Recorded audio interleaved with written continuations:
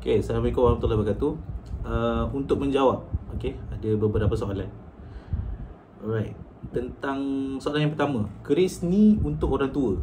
Untuk orang tua. Ada orang kata bila orang nampak simpan keris ni macam tak pelik ke, lepas tu macam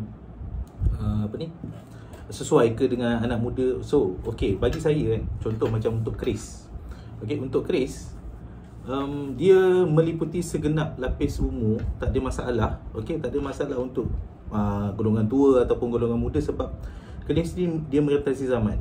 Contoh kalau orang tua, untuk golongan tua, dia orang kata dia boleh menjadi salah satu orang kata rujukan kepada anak muda. Contoh sekarang ni sebab dia melibatkan tentang seni.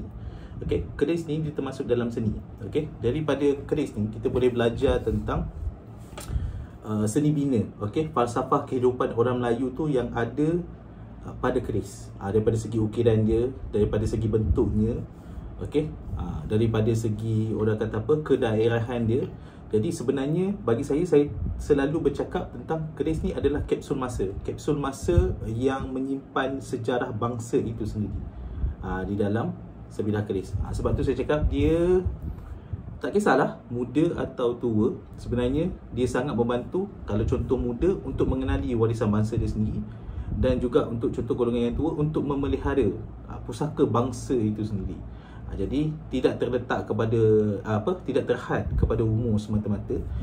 Ianya sangat relevan kerana dia melibatkan kita punya sejarah bangsa kita sendirilah. Jadi tak ada masalah tua atau muda, dia tetap relevan. Kerana setiap tahun orang kata kita ni sebagai pecinta keris, kita nak menjaga kelestarian dunia perkerisan ni merentasi tua dan muda tu.